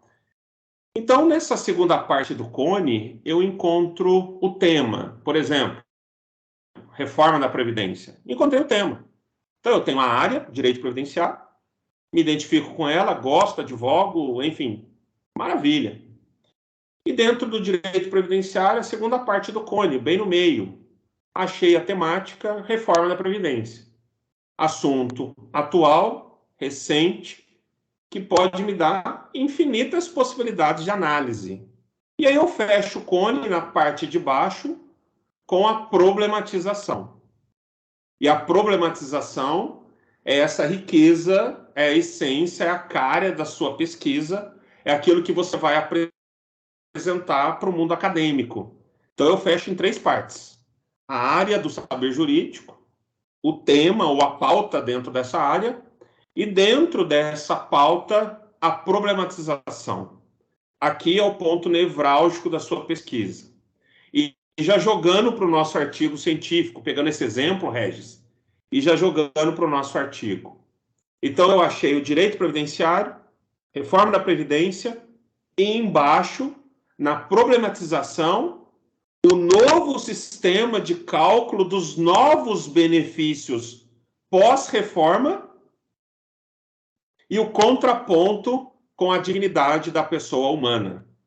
E aí, o professor Regis foi o coautor também nesse nosso paper, né, vamos dizer assim, como também, né, Regis, podemos aqui, eu acho que devemos registrar a discente Gilmara, a aluna Gilmara, que também é aluna do curso, participou conosco dessa pesquisa, esposa do nosso coordenador, professor Regis, e também, né, uma apaixonada pelo direito previdenciário, não é isso? São poucos os alunos que gostam do direito previdenciário, e ela, já pude perceber que ela gosta bastante. Tanto é que, assim como o Gustavo, já estão no outro nível, no nível internacional, enfim. Mas olhem só, fizemos, portanto, essa problematização. E acho, professor Alisson, que o direito propicia isso, né? Infinitas leituras. Quantas problematizações eu posso absorver de uma grande novidade no Brasil, que é a reforma da Previdência? Infinitas, infinitas. E eu acho que o ponto central do nosso artigo, professor Regis, que inclusive você fez lá uma bela defesa oral, enfim, seria fazer esse paralelo. No sistema antigo, com todos os seus problemas, a aposentadoria por idade, eu fazia um cálculo simples, 85% das contribuições para gerar o benefício. No sistema novo, 60% das contribuições. Aposentadoria por invalidez, no sistema antigo, 100% da média contributiva desse trabalhador inválido. No sistema novo, no mesmo tempo de contribuição, 60%. Aposentadoria do professor, aposentadoria especial. No sistema antigo, 100% das contribuições vertidas. No sistema novo, 60% das contribuições vertidas. De modo que, como falamos de uma reforma da Previdência que veio para moralizar, equacionar as contas públicas, trazer igualdade, não é isso? Trazer transparência, combater a alta sonegação previdenciária, né? Muito embora a gente não viu isso até hoje. O que é a reforma da Previdência? E colocamos isso no nosso artigo. Ela produziu. Ela vai produzir uma geração futura de aposentados no salário mínimo.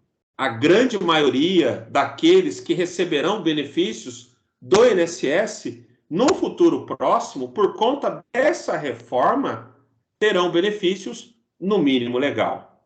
Qual será o impacto disso na economia do Brasil, na economia do Estado, na economia daquele pequeno município aqui vizinho nosso de Itajubá, que vive do 5º dia útil das aposentadorias? Qual é o impacto disso no futuro? A Fundação Getúlio Vargas, ela tem feito esses estudos, que a geração futura dos aposentados, professor Regis, é a geração do salário mínimo. Não sei aonde isso vai ser bom para a nossa economia. E aí procuramos trazer esse problema evidenciado na pesquisa com a dignidade da pessoa humana, né? Porque eu tinha um patamar outro que eu poderia gerar um benefício de valor maior. E agora não. Eu tenho outro patamar em que eu estaciono uma grande quantidade de pessoas no salário mínimo. E detalhe, a contribuição do cara não mudou. Então ele verteu as mesmas contribuições e vai receber muito menos do que ele recebia antes. E aí desenvolvemos, com a parceria com o professor Regis, com a aluna Gilmara, tá certo? A ideia de fazer a dignidade da pessoa humana, né? E a política de efetivação da dignidade da pessoa humana na proteção previdenciária, tá certo? No pós-reforma. Como que fica essa ideia da Constituição, da dignidade para aqueles aposentados do futuro, que se aposentaram no pós-reforma, que vão se aposentar no salário mínimo? Eu até acho, professor Alisson, que a ideia do Chile, se fosse aplicada no Brasil, deveria ter uma ótica de contrapartida. Meu amigo, o Estado vai se abster de dar o seu benefício, mas o Estado tem que garantir qualidade de vida para esse meu idoso. Com educação, com saúde, com segurança, com lazer. Eu não posso abandoná-lo. Eu não posso retirar a mão da proteção previdenciária do idoso, que contribuiu lá atrás para o sistema, para a sociedade, certo? Exatamente. Simplesmente tirar. Eu tenho que ter uma contrapartida do Estado. Se eu tiro a proteção previdenciária, eu tiro a dignidade humana da perspectiva da Previdência. Mas eu tenho que garantir a dignidade humana da perspectiva da Constituição. Né? Isso não aconteceu no Chile, infelizmente. Então, acho que, em linhas gerais, professor Regis, a ideia de mostrar para o aluno é essa. E olha que hoje, nós, professores do direito, eu até falo para o meu irmão, falo para o meu pai, né? Que é um grande... Porque eles também perguntam para nós. É um grande desafio hoje ser professor do direito, né? Eu acho que com tantas problematizações da sociedade, não é isso? Que a gente pode trazer e mostrar para o aluno entender do outro ponto de vista conforme o direito. Às vezes esse embate, né, professor Regis, de direita e esquerda, sei lá, coxinha, mortadela, Nutella, raiz, enfim. Vamos trazer para o pacote do direito. Como que o direito interpreta isso? A prisão da segunda instância, ela é constitucional ou não?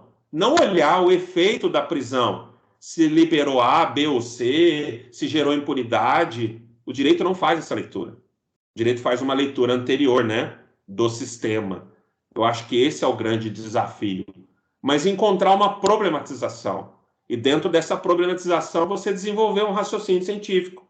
Ora para defender, ora para criticar. E nesse nosso caso, né, professor Regis, nós criticamos o novo modelo, que vai jogar a população de aposentados no futuro no salário mínimo. O que vai ser bom para a economia brasileira? Não sei. Perfeito, professor Sérgio. É muito importante também a gente falar um pouco sobre isso. Você entrou num ponto aí que chama atenção, porque os alunos também perguntaram, né, sobre o que a gente escreveu, sobre o que a gente falou. No segundo dia foi essa pauta, então, sobre direitos sociais. E no primeiro dia, né, após a abertura, já no período da tarde, tivemos aí a primeira apresentação, né, que foi o meu artigo do Gustavo. E assim como eu provoquei lá, volto agora. É contigo aí, Gustavo. Apresenta o artigo aí. Como é que foi? Apresenta de novo aqui que você vai ser avaliado pela banca aqui dos Nossa, que essa banca é mais rigorosa, eu acho, hein? E se apresentar mal, não se esqueça que eu sou professor. Gustavo, mas não é nada. Chegou lá, cara, ó, eu tô com o quê? Com quase 14, 15 anos de docência. Eu tô ficando velhinho nisso. Minha boca secou, cara. Comecei a falar, minha língua prendia na boca e não sei o quê. E o Regis, posso filmar? Posso filmar? Deu nem para falar não para ele, né? Vai. E eu fui falando, enrolando a língua. E a carioca pegando no seu pé. E tinha uma menina que só falava de ônibus. É isso. É o ônibus, mas muito legal. Direito ao transporte, direito ao transporte. Muito legal, né? E assim, e as vaidades, né? Vamos lá, o professor Harris viu essa cena.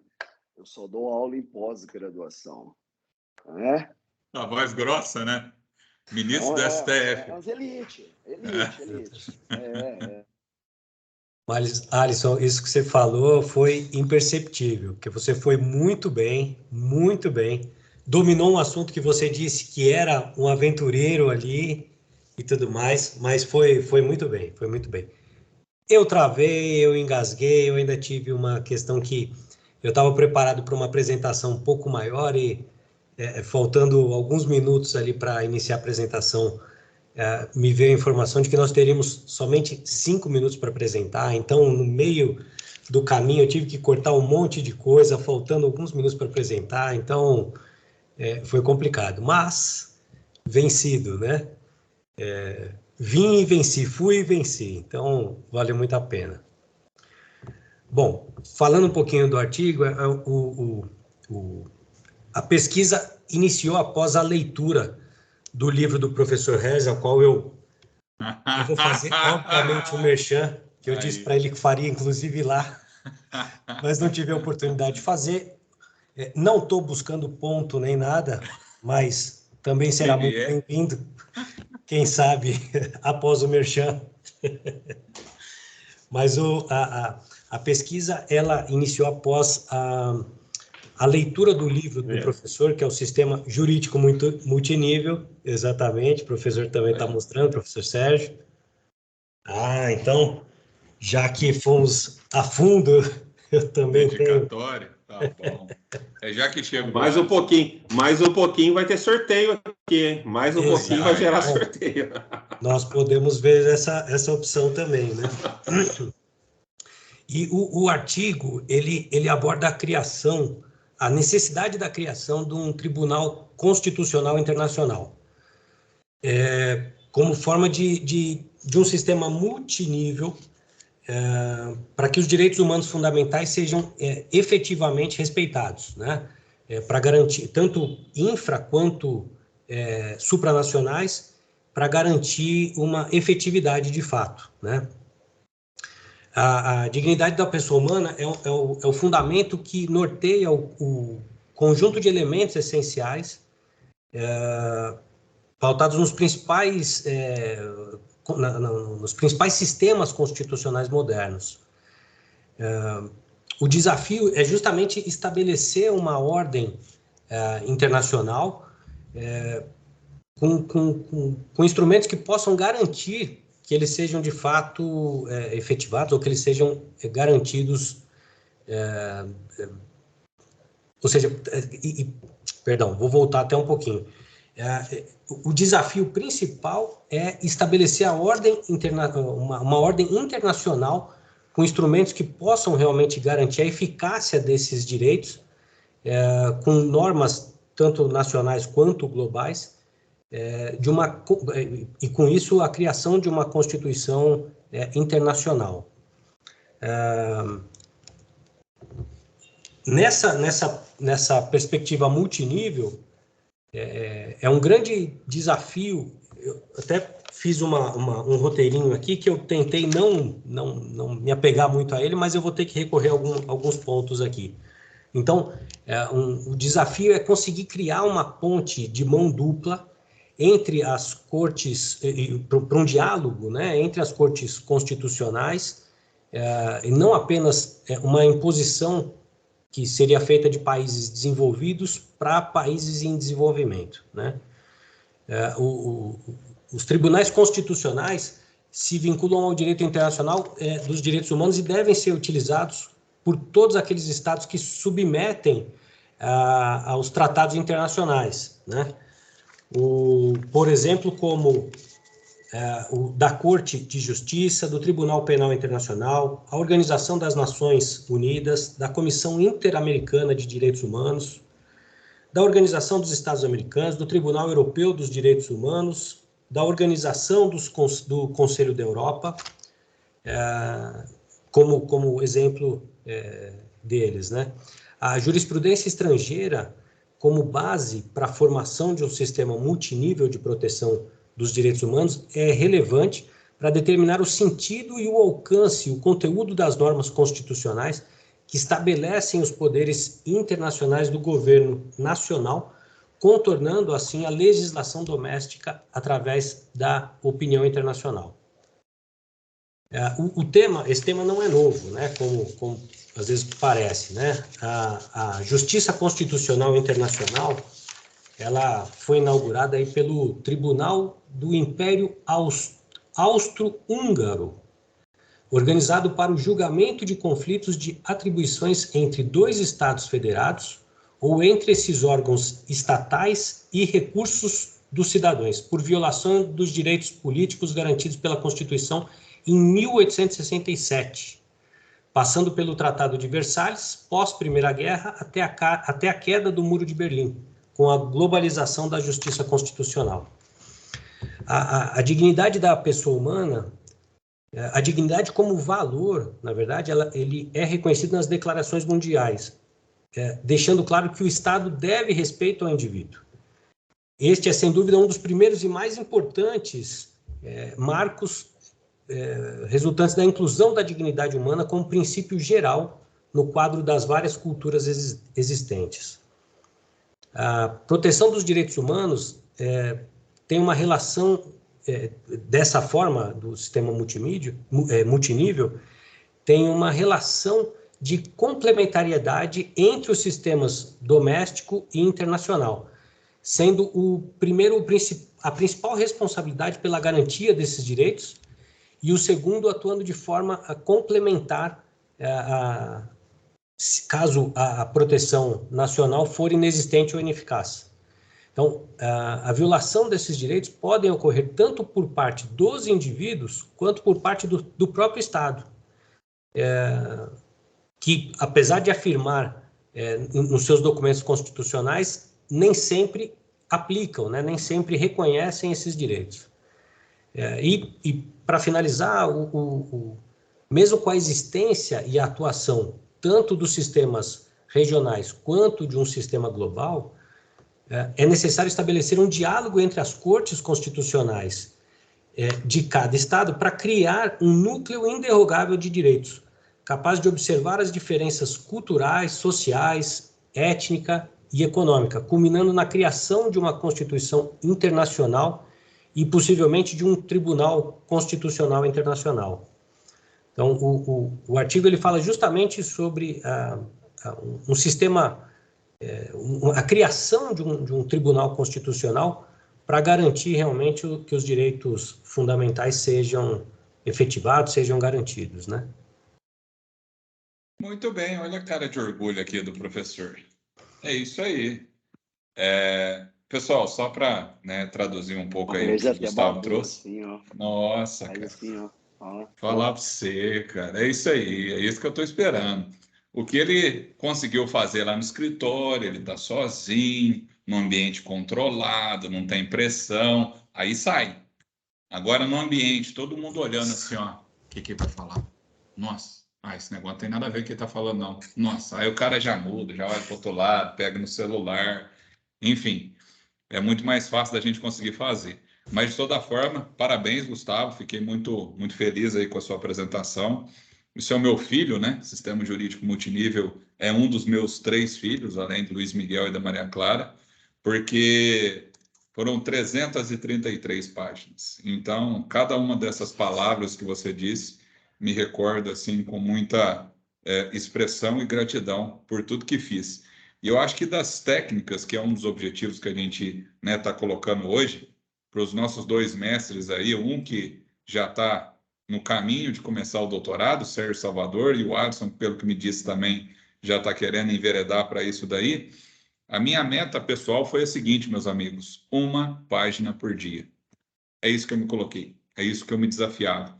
Claro, né? Foram 4 anos de doutorado, dos quais os 2 primeiros anos. O primeiro ano foi só aula com a Maria Helena Diniz, foi uma das minhas professoras, e além dela, Marcelo Figueiredo, foram os dois que me deram aula na PUC em São Paulo.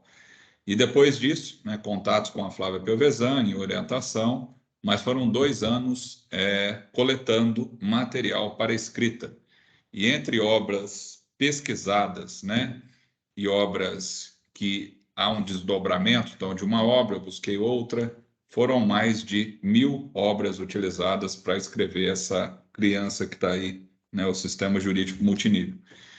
Mas, assim, em poucas palavras, ou resumindo, né, essa experiência, o que se busca através do sistema jurídico multinível, muitas vezes, é a punição do próprio Estado.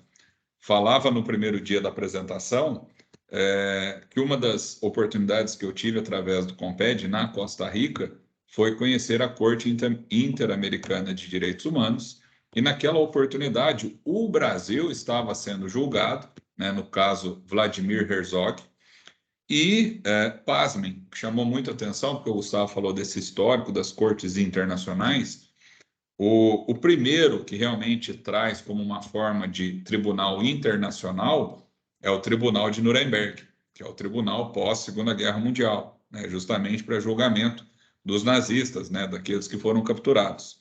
E a justificativa utilizada por eles, né, então, qual era a defesa que eles tinham diante das atrocidades que eles tinham cometido?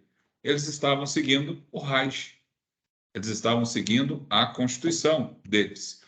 E o que me deixou muito triste, né, em ver a defesa do Brasil, nesse caso do Vladimir Herzog, é que a AGU, naquele momento, ela concentrou a sua defesa para dizer que o Brasil não poderia ser condenado, uma vez que, à época dos fatos, quando Vladimir Herzog tinha sido assassinado, o Brasil não era signatário da Corte Interamericana de Direitos Humanos. Por isso que eu me senti naquele momento no Tribunal de Nuremberg. Ora, viramos então novos nazistas e estamos aqui, né, nada mais do que aplicando a nossa Constituição. E aí, mais uma vez, onde eu digo, as críticas elas devem ser feitas. Nós não podemos imaginar e voltar a um novo ato institucional número 5, do qual direitos, né, eventualmente possam ser aí suprimidos dos cidadãos. Apesar de não ter um ato institucional número 5, eu gosto muito de cutucar essa corte política do Supremo Tribunal Federal, e agora, né, muito mais propriamente do TSE, que me vem com essas histórias aí de censura. Muito legal.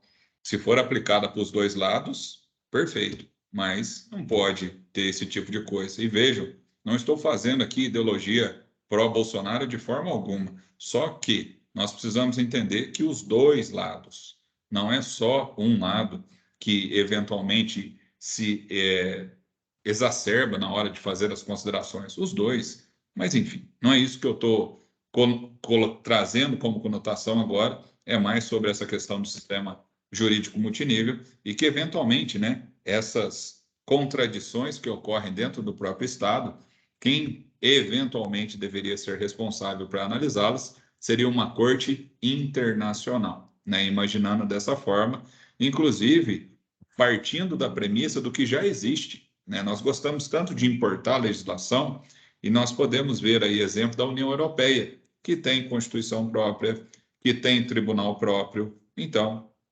imaginando, claro, respeitadas as suas diferenças e diversidades, tentar aplicar isso em âmbito da América Latina. Então, trazendo um pouco aí do que foi a pesquisa, né, dentro desse Comped. Bom, não vou mais monopolizar a fala, sei que o Alisson está cansado, né? Tivemos aí um longo dia, Sérgio, também agradeço pela presença, a presença de todos os alunos que estiveram conosco. Não é que eu estou cansado, eu fui no Chile, eu comprei vinho, eu tenho que tomar um vinho, hoje eu vou tomar um vinho do Chile. Ótimo, ótimo, é isso aí, tem que aproveitar.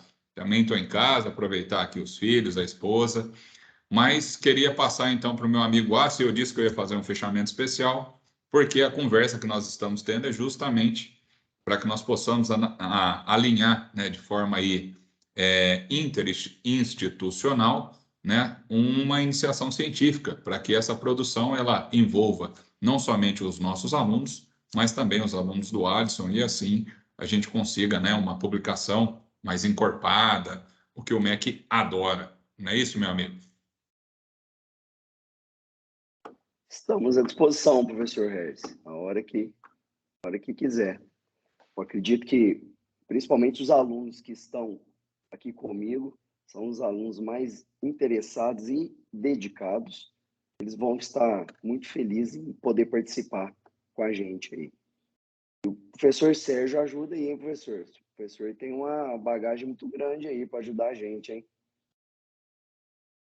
Obrigado, Alisson. Serjão.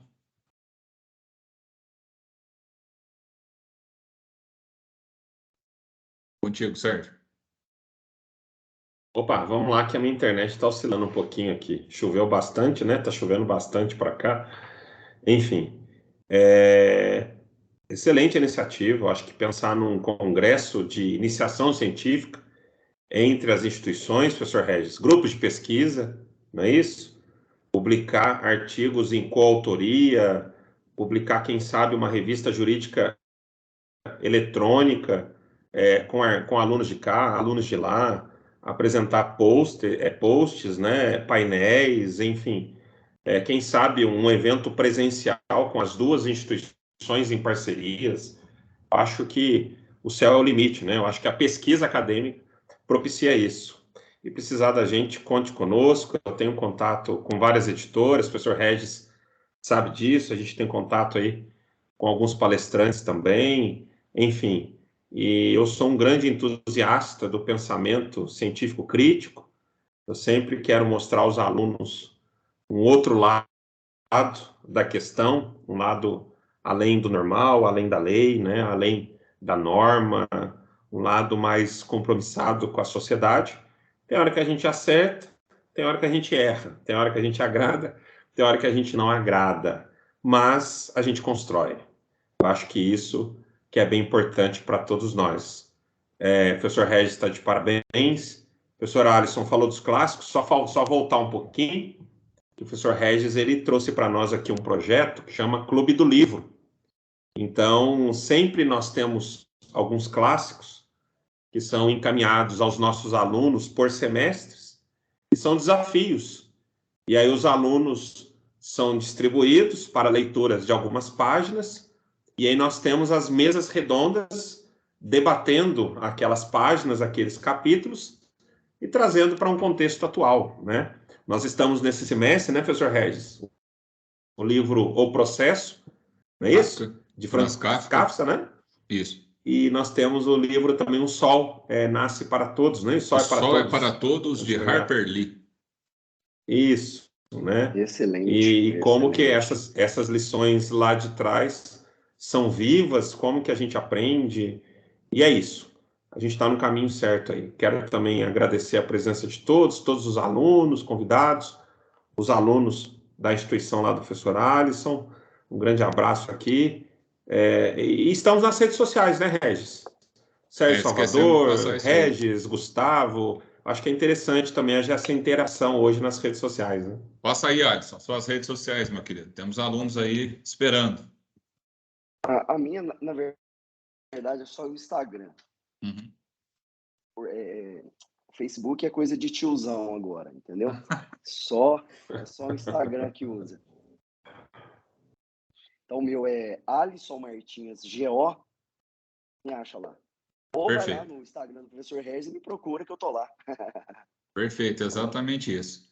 E assim, compartilhando boas práticas, professor, eu acho que isso que o professor Sérgio disse, e eventualmente acredito que você possa até ver com seus alunos, o que a gente faz aqui? Após a leitura, né, o final, qual que é o final desse clube do livro? Baseado nessas obras, os alunos eles fazem uma audiência simulada. Então, todo final de semestre, nós temos uma audiência simulada para poder, né, tentar reavivar o que foi discutido ali ao longo daquele clássico. Então, esse é um dos nossos objetivos aqui. Bom, meus amigos. Completando. Fala aí. Desde o primeiro período. Desde o primeiro período, com o caso dos exploradores de caverna, né? Exatamente. É isso aí. Bom, Gustavão, considerações finais aí, meu querido. É isso. E não me venha com hora extra porque você está aí no escritório, eu sei muito bem que você está aqui em aula, viu? Está gravado e vai para o YouTube ainda. Ai, meu Deus. Tenho provas. E o sócio do Sérgio é o maior trabalhista reclamante. Eu tô perdido. Bom, que tá tudo em casa, né? Tá tudo em casa. A gente, de uma certa forma, se encontra de todos os jeitos. Exatamente. Compartilhar também as redes sociais da faculdade, que é direito.unopar Itajubá,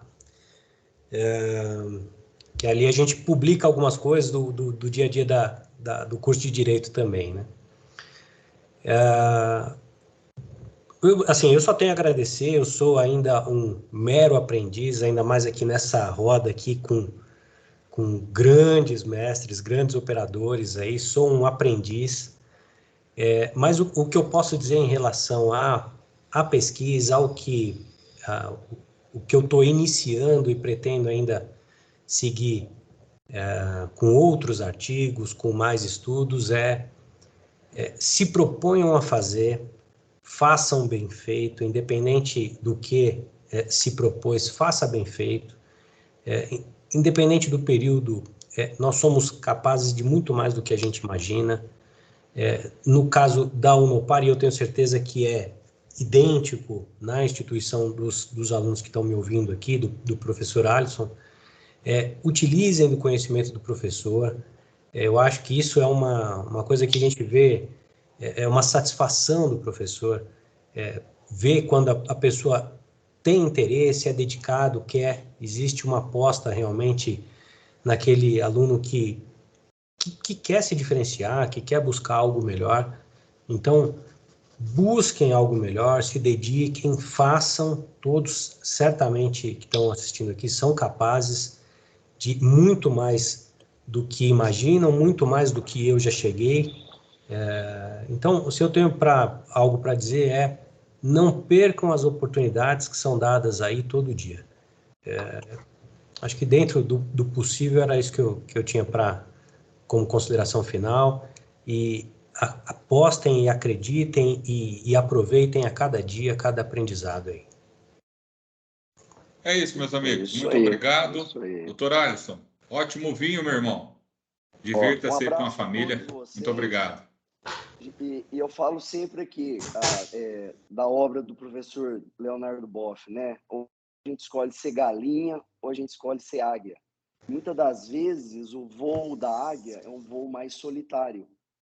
Só que o céu é o limite, né? E é bem diferente.